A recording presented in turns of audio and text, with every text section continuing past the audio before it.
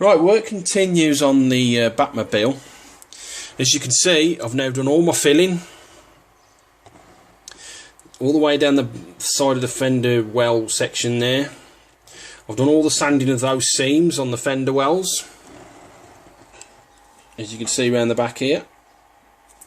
So I've done all that. I had to do a bit of filling around the back of this wing here and on the other side as well. See, I've filled in around the back there. Underneath as well, you can see all that. Was a bit of a pain to get into these two corners here, the one there and the one there, but I got in there eventually, sanding it down. You see, I've gone all the way down on the fender wells there as well and done all the seam work. And I've sanded all that down, by the way. Once I've done all that and sanded it, I then thought, why not put the wing in? So I took the tape out of the channel. I then put the glue in the channel, and then in this curved bit there, I put a bit of tape there, and I put a bit of tape on the front, because much like the Batwing, the wing kept wanting to tip back. So left it 24 hours to dry, took the tape off, and then again, like the Batwing, it had gap issue around the wing. So I filled all that in, sanded there.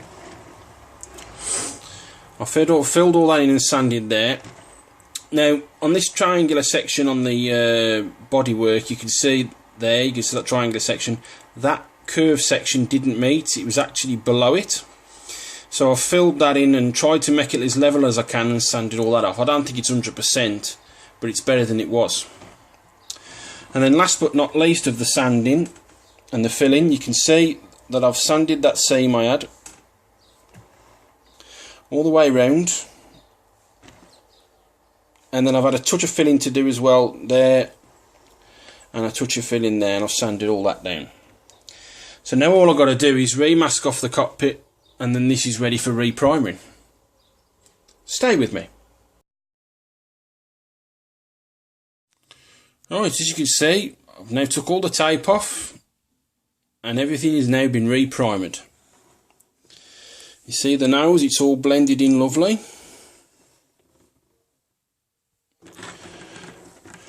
All the sanding and the filling and the resanding, all that's gone on that side.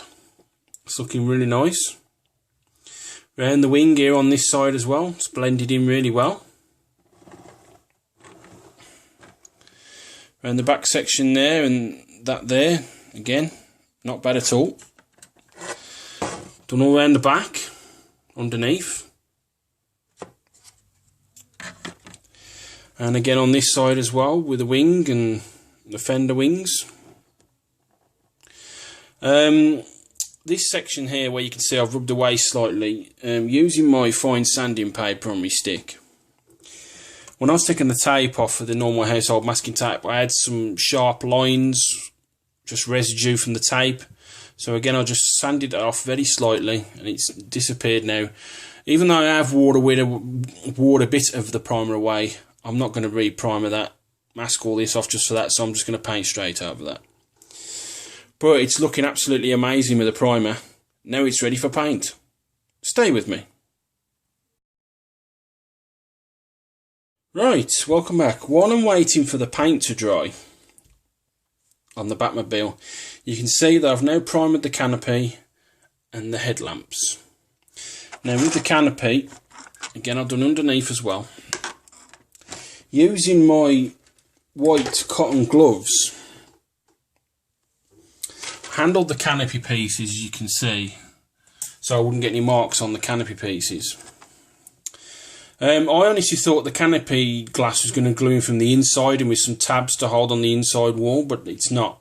You put them in from the outside, and it feels like they snap into place slightly on those edges, but barely. So when I come to use my glue and glaze, them are barely going to hold on. I've got a feeling they're going to pop straight back out. Now with the headlamps, while they was on the sprue, there's actually three parts to these. You've got the actual headlamp, the casing.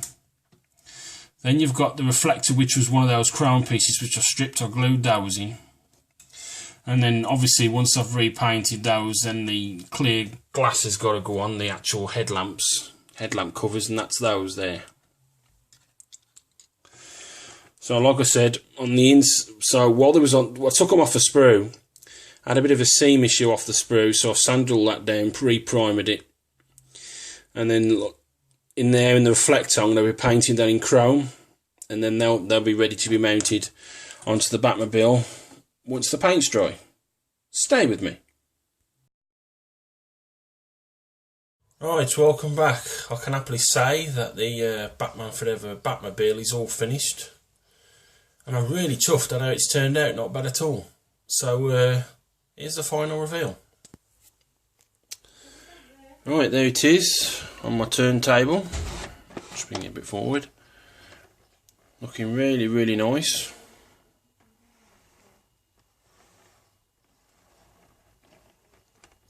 So when I'd left you,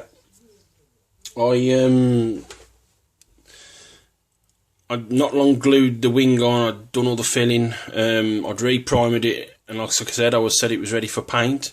So basically with the 36108 black, just went to town on it, did the first coat, then I did a second coat once that dried, and then just touched up here and there, especially around the rib section where the tape had kept coming off. It dulled the black a bit, so I had to retouch that up.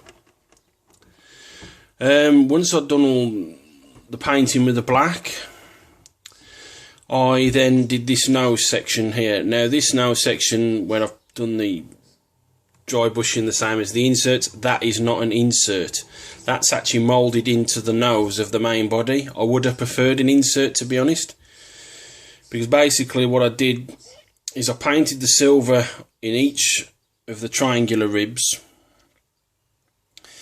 and then I had to intricately paint round each of the triangular ribs in the black to tidy it up. So hence why I wished it had been an insert.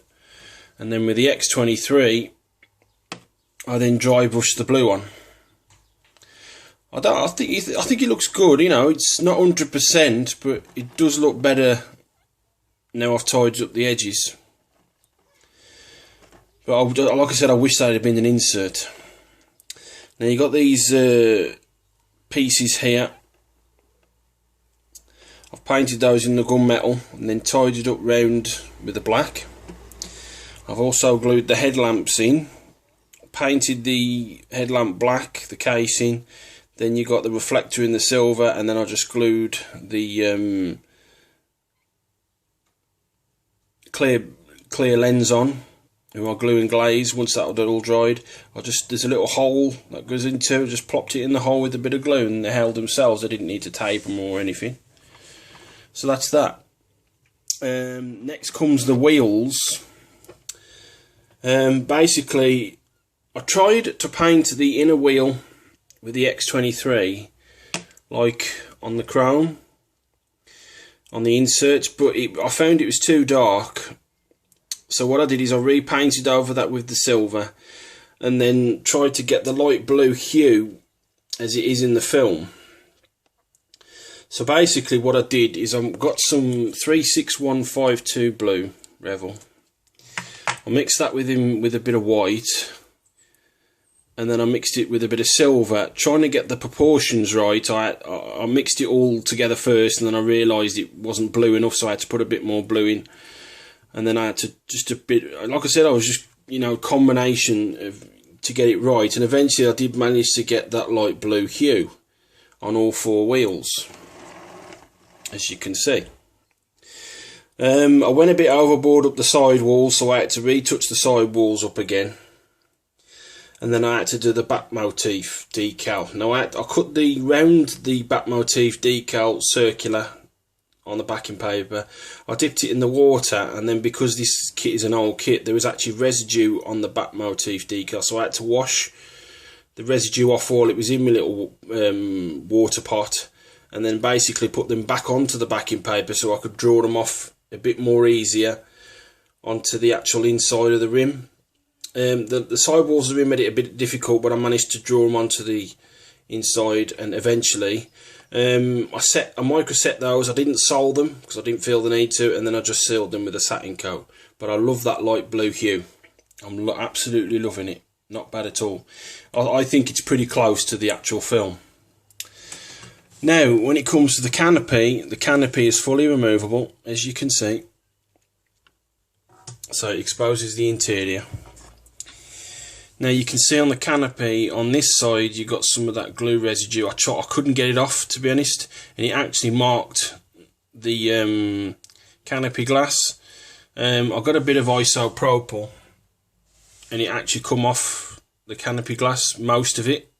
On this side, as you can see, it's perfect, not bad at all, but that side was a bitch. I'll just put that back in, because basically what I was trying to do, as I was pressing that one in, that kept popping out. I pressed that one in, that kept popping out. So I had to get my white gloves on again, my white cotton gloves, and tried to hold them in for the 10-15 minutes. Very tedious indeed. And even though I held them in, that one's slightly popped out. But it's not 100%, but it'll do. Now putting my finger on there so the canopy don't come off, you can see that I've done the underneath.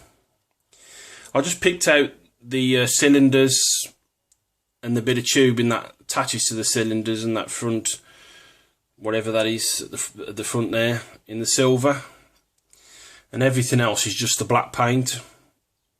Took one coat with a couple of touch-ups here and there. And then you can see that I've put the exhaust in now. I just painted it in the silver and then pushed it into where I'd masked off with the plastic, the blue tack. I took the blue tack out, pushed it directly into place, and then I had a little bit of thick foam, so I put that underneath just to hold it up. And as you can see, I pulled the foam out from underneath just to support it, and it's glued in an absolute treat. Not bad at all. The one good thing about this is, even though the wheels are on those retainer clips, they do move, but I'm glad they don't move in a way, so it won't fall off my shelf. Now, putting this forward a bit, I'm going to show you the comparison of the scale compared to the 89 Batmobile. As you can see, they're pretty much the same size, but obviously on the body it's a bit thinner there as opposed to really thick there. But the front fender wells make it the same thickness as the 89 kit. But obviously that wing at the top there, obviously it's taller than the 89 one. But not bad at all in scale. Not bad at all. So moving the 89 kit out of the way and putting that in the back in the centre. Just one last look at the Batmobile. As you can see, that rear wheel has moved. Like I said, it does move. But like I said, I'm glad they don't move in a way, because, like, you know, will roll off my shelf. Because the one on the 89 Batmobile, they do move a hell of a lot more freely, but they're on that metal axle shaft, as opposed to the retaining clips. So that's, like I said, one last look at it. And there we go. So hopefully I haven't bored you too much. As usual, I'll put some stills on at the end of the video. And thank you very much for watching.